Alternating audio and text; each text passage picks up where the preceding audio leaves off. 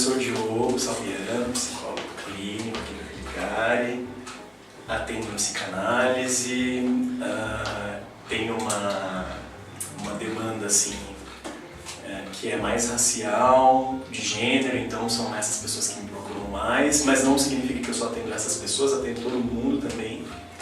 Como eu produzo conteúdo nesse sentido, então esse público me procura mais.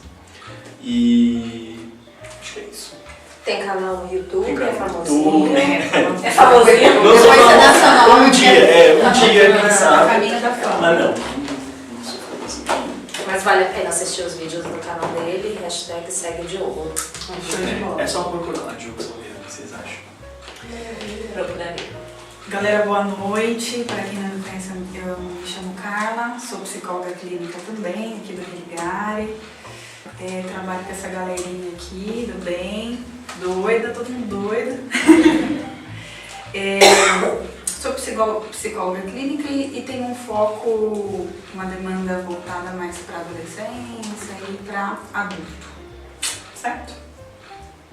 Larissa Cavalcante, também psicóloga aqui do Espaço. Atualmente eu trabalho com adolescentes, com jovens adultos e crianças também. Faço a psicologia clínica, trabalho mais para a área de diagnóstico, psicologia, psicodiagnóstico e também trabalho com a terapia assistida por cães, que é o trabalho do meu coraçãozinho, lá no Hospital das Clínicas e no Instituto do Câncer com a MAC.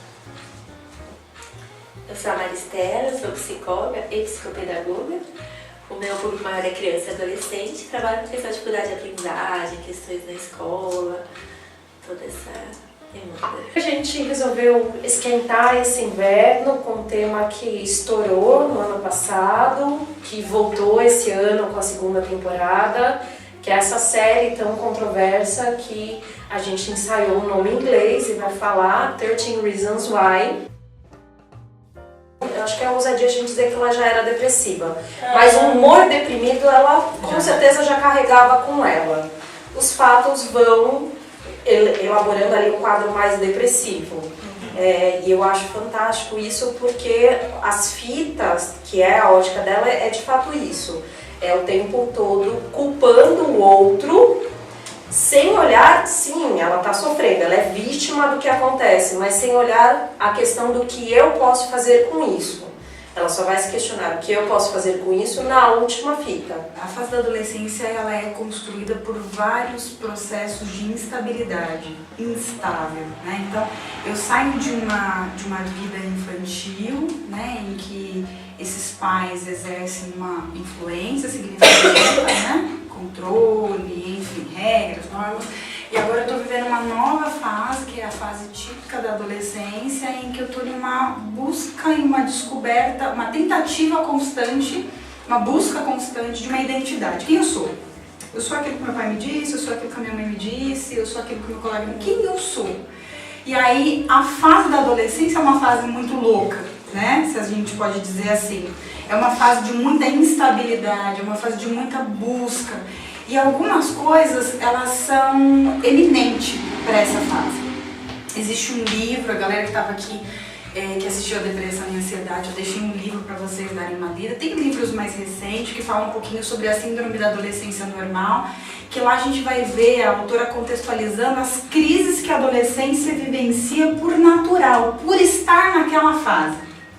Então a gente entende que a adolescência já é uma fase bastante delicada, já é uma fase de muita tentativa de construção. Eu vou construindo, de repente eu destruo aquilo que eu construí, construo de novo e vou destruindo e construo. Então tem várias características que permeiam a adolescência. Então uma delas, por exemplo, para contextualizar vocês, a angústia dos pais, é o afastamento, eu chamo de afastamento progressivo dos pais. Então tem a tribo, ele vai atrás de uma tribo, ele tem a linguagem dele, ele tem a maneira de funcionar, e esse pai fica extremamente angustiado, achando que ele está escondendo alguma coisa, ele está vivendo uma coisa. E como é que eu lido com isso?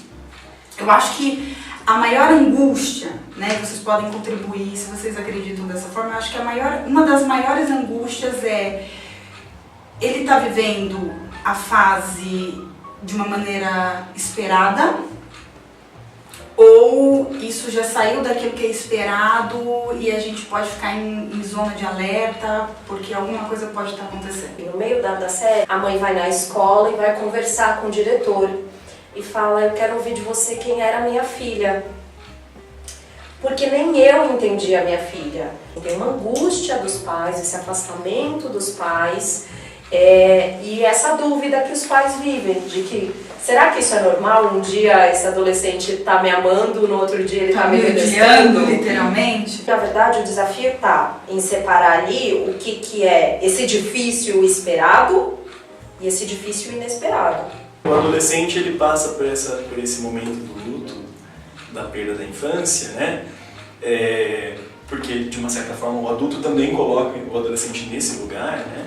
Mas ao mesmo tempo a gente coloca ele num lugar muito estranho, assim, muito pouco definido, porque você fala para o adolescente: olha, você não tem idade para fazer isso, você não tem idade para sair com seus amigos à noite, para estar de madrugada, beber ou alguma coisa. Mas você também não tem idade para ficar, sei lá, chorando porque você quer alguma coisa, né? Porque você quer sair para um parque, não sei o quê. Então, assim, é um lugar, a adolescência fica num lugar que é extremamente complicado, que eu costumo falar que é quase um não lugar. Nem tudo esses adolescentes vão procurar os pais, porque a gente coloca ele nesse não lugar, né? Que fica confuso para ele, é confuso para os pais também, né? Porque não é mais uma criança, mas também não é mais um adulto, como é que eu lido com isso, né? Enfim, e aí esse não lugar às vezes coloca uma condição para esse adolescente que é aquela condição de então eu acho que eu preciso resolver sozinho, eu acho que até aqui eu posso pedir apoio para os meus pais ou não, né? Enfim, então certas coisas não dependem só desse ambiente, depende também do que esse adolescente vai entender, né? Desse lugar onde ele vive, dessa fase que ele vive, né? Quando a Hannah decide pedir ajuda, que ela fala: agora eu vou pedir ajuda, ela não busca a mãe ou o pai, ela busca o conselheiro da escola. Ela não pediu, talvez não porque a mãe não era boa ou ela não confiava na mãe, mas porque a mãe, ela colocou: a minha mãe está sobrecarregada. Tem uma parte que é uma escolha do adolescente de lidar com aquele problema da melhor forma que ele encontra. Óbvio que se ele encontra um ambiente dentro de casa considerado para ele hostil, a chance dele procurar ajuda naquele ambiente é bem menor, né? Mas mesmo assim, com um ambiente bastante saudável, que nem a Karina trouxe do Clay, né? Relativamente saudável, os dois pais estáveis, trabalhando, chamando o tempo todo o filho, perguntando se ele comeu, preocupados, nota, amigos com quem está andando, ainda naquele ambiente o Clay tem uma escolha que é dele, de não procurar a família quando ele recebe as 13 fitas e ele começa a ficar meio fora da casinha com o que ele está ouvindo. Eu acho que várias coisas acontecem, porque além desse ambiente que a família precisa proporcionar para o adolescente, né, ele não vive só esse ambiente, ele vive outras questões também. Ele vive a escola, que é a socialização dele. Então, por exemplo, no caso do Clay, que tinha um ambiente teoricamente apropriado. Mesmo com todo esse ambiente, as coisas que ele vivia na escola, essa vivência com as fitas, talvez tenha sido o fato, por exemplo, para ele chegar a um momento onde a gente diz assim: eu fiz essa interpretação, né? Mas pode ser outra coisa, não sei, que fica meio subjetivo na série. Talvez ele tenha chegado a um momento onde ele psicotiza, sabe, a situação, ele meio que cria ali um devaneio do que é a Hannah. Os adolescentes precisam procurar sempre, normalmente, um colega, alguém próximo primeiro, porque assim, eles se identificam naquela situação, tá na mesma faixa etária, talvez ela me entender, talvez ela me dar uma solução. Hoje o suicídio adolescente é a quarta maior causa da morte e geralmente às vezes um colega, às vezes na escola. Quando ela procura um conselheiro, a gente vê que tem uma questão assim dele estar ou não estar presente, tratado como é normal, não é, tem certeza que você está falando. O bullying na escola, a gente vê muito isso, assim, muitas situações passam como normal, como fase. Não foi trabalhado tanto quem sofre, que foi a Hannah, como quem pratica. Porque quem pratica o bullying pratica por algum motivo. Acontece alguma coisa também? Será que aquele que pratica tá bem? Seu filho olha no seu olho, fala pra você que tá tudo bem, que ele te ama, e quando você chega em casa ele cortou os pulsos. Né? Então tem ali uma parte de que assim, tem as questões de que os adultos hoje nós somos consumidos né? Pelas ocupações, pelas distrações, tem que estudar, tem que trabalhar, tem que dar resultado. E aí ainda tem que fazer o esforço de adivinhar as meias palavras daquele adolescente. Porque ele não chega e fala abertamente, olha, eu tô com um problema sério, eu comprei essa Gillette, aconteceram 13 coisas comigo, eu fui estuprada e eu não sei o que eu faço. Até a outra menina que foi estuprada, que na hora ela demora a série inteira para procurar o pai para contar. E onde a gente tem uma família, um pai que é no mínimo acolhedor naquela cena. Olha o tempo todo que ela sofre com aquilo para buscar ajuda. Os pais têm as suas culpas e os adolescentes as dele. A questão é que ele tem um canal de confiança, de qualidade, para transmitir o que ele precisa. Esse canal de confiança, por vezes, vai estar na família. Esse canal de confiança, em alguns momentos, vai estar na escola, que tem um papel bastante importante. Às vezes, na igreja, na fé, na religião desse jovem.